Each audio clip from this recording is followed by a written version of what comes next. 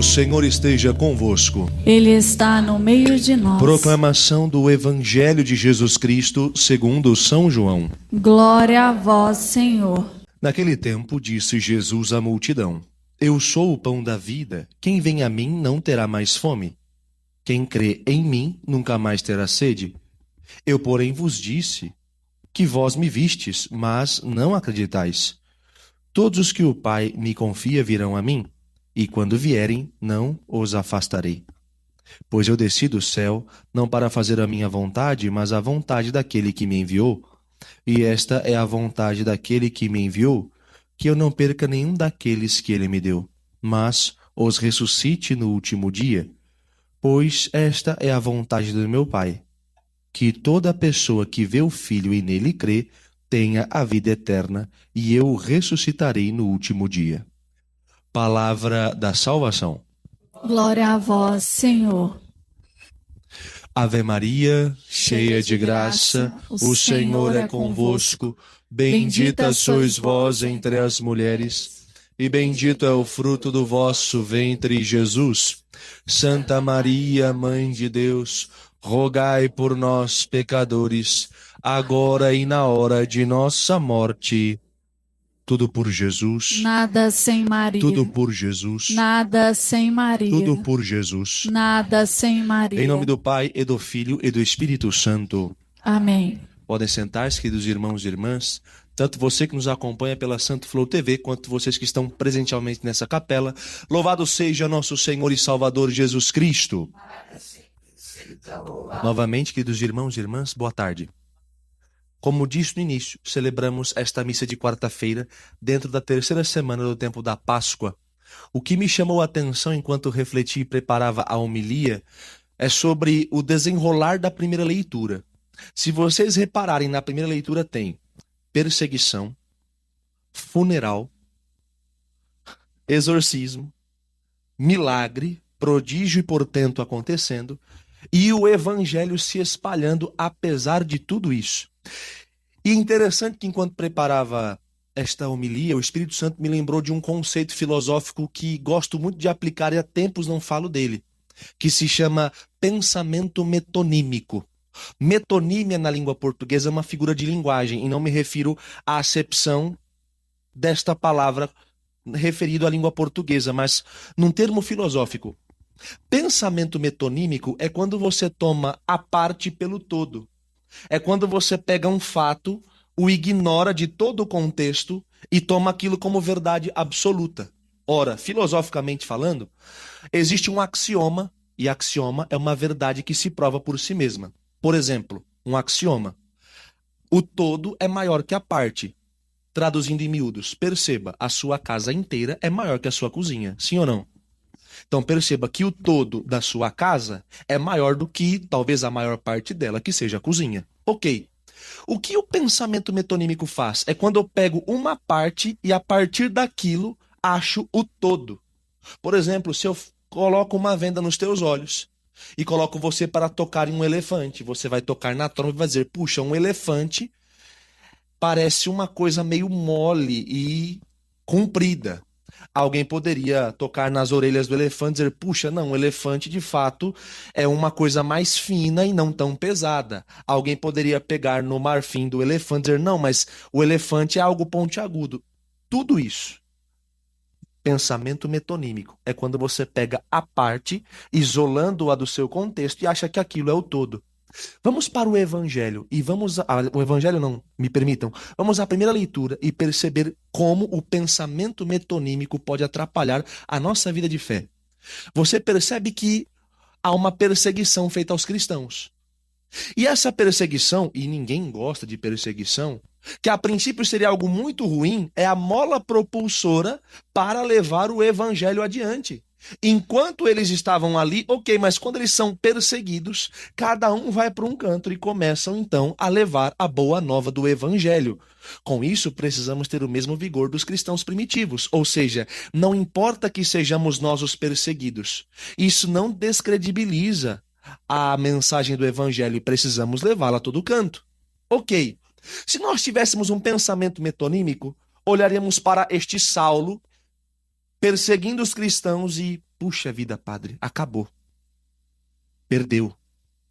Se nós tivéssemos um pensamento metonímico e aplicássemos a primeira leitura e ficássemos só na parte de milagres, prodígios e portentos, puxa, padre, que bênção.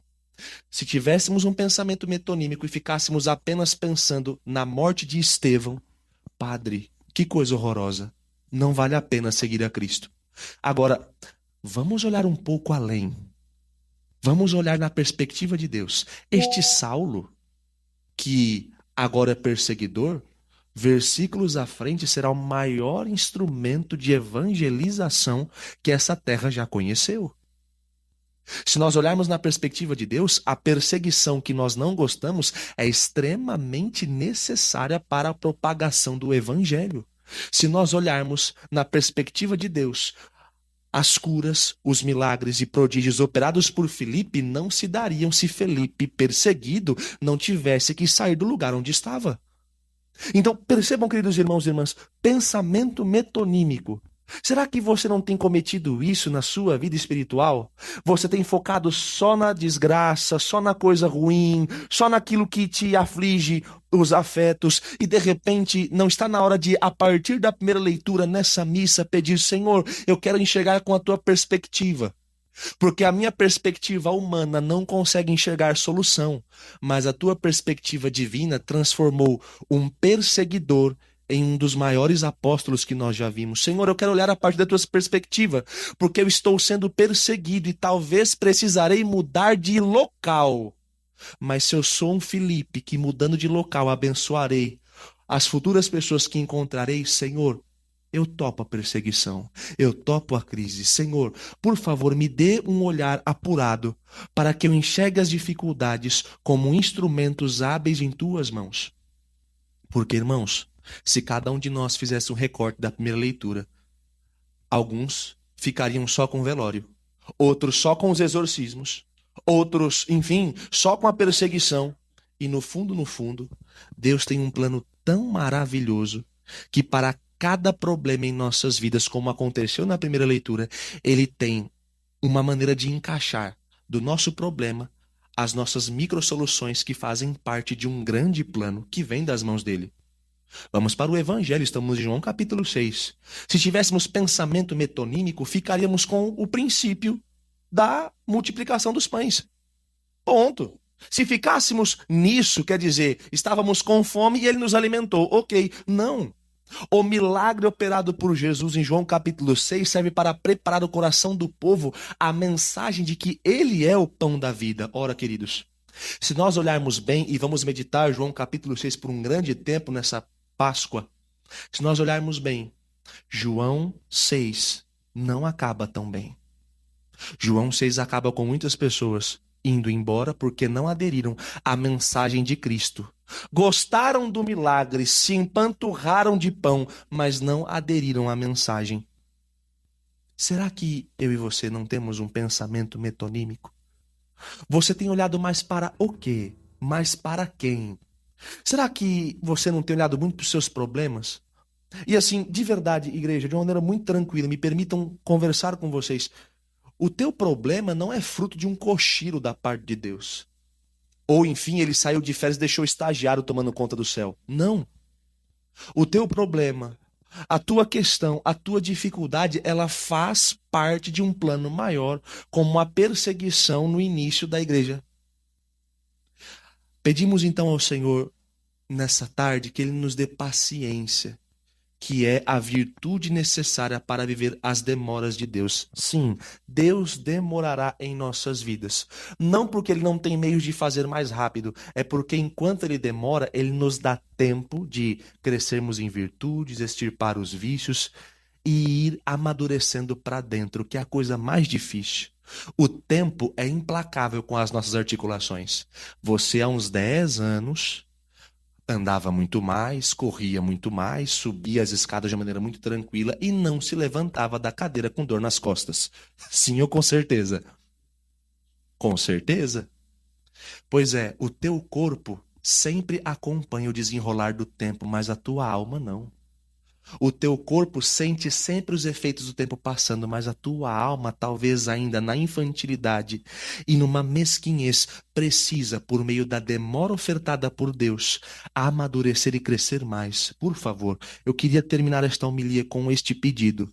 Saia o quanto antes do pensamento metonímico. Não tome a parte achando que ela é o todo. Peça a Deus a graça de vestir os óculos da fé para enxergar a realidade como Ele a enxerga. E quando isso acontecer, não ficaremos desesperados com um Saulo que persegue, mas nos alegraremos com as cartas de São Paulo lidas nas missas dominicais. Quando isso acontecer, perceberemos que bendita seja a perseguição que levou Filipe para libertar alguém que estava há anos sob jugo do maligno. Talvez essa parte você não vai gostar da homilia, mas vou terminar agora. Bendita seja a crise que te fez crescer e te tornar um cristão melhor. Em nome do Pai, e do Filho, e do Espírito Santo.